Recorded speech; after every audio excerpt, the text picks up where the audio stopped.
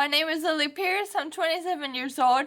I'm a lay servant in the United Methodist Church, and I have a disability called Friedreich Ataxia that does affect my speech, as you've likely already noticed. So let me go grab the plant of the day.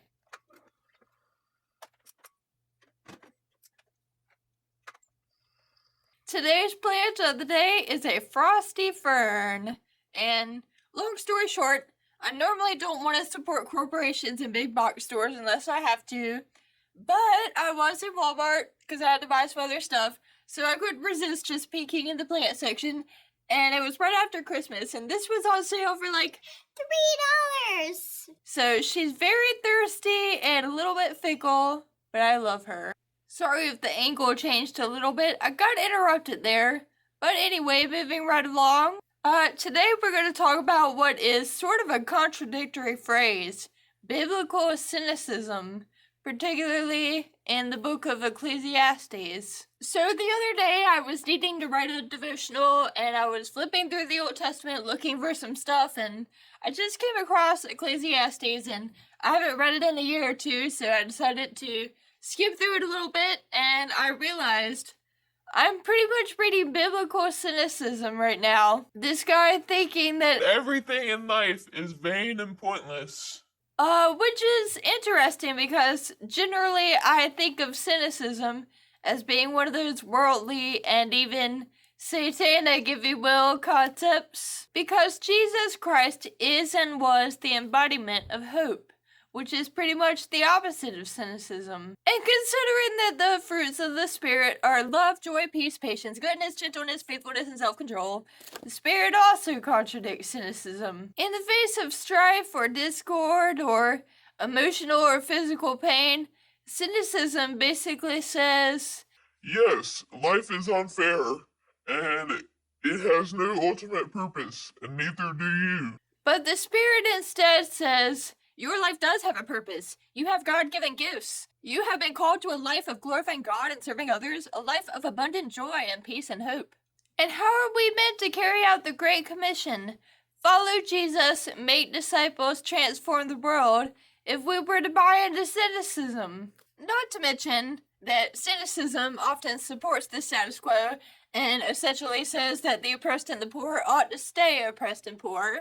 So I could go on, but as you can see, there's a multitude of reasons why cynicism is antithetical to Christianity. So, what do we make of this author essentially preaching a gospel of disillusionment?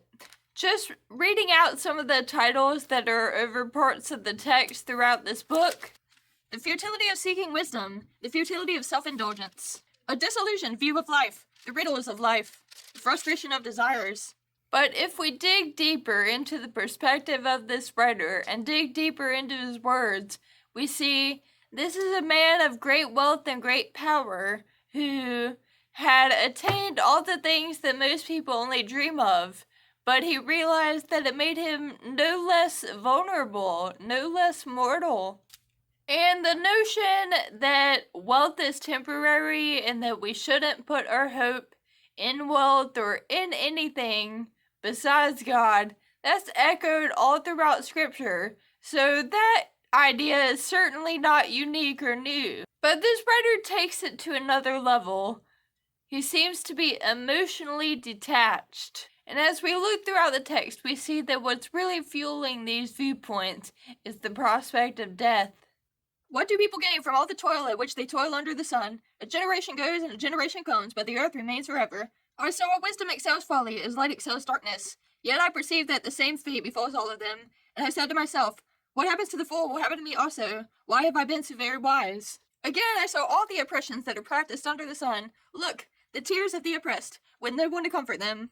On the side of their oppressors there was power, with no one to comfort them, and I thought the dead who have already died are more fortunate than the living. Now, here we could go into a rabbit trail of discussing what Jewish thoughts of the afterlife were like, but I really only know the superficial understanding. I haven't done full research into it. I'll just say that what we have that this writer did not have is Jesus. Hebrews 7:19 reads, in regards to Jesus and the law of Moses. For the law made nothing perfect. There is, on the other hand, the introduction of a better hope, through which we approach God. And then scoot on over to chapter 8, verse 6. But Jesus has now obtained a more excellent ministry, and to that degree he is the mediator of a better covenant, which has been enacted through better promises. What the writer of Ecclesiastes needed to cure his disillusionment, that we need to propel us to do all that God has called us to do, is the hope of Jesus Christ. As Ephesians 2:10 reads, we were created for good works through Jesus.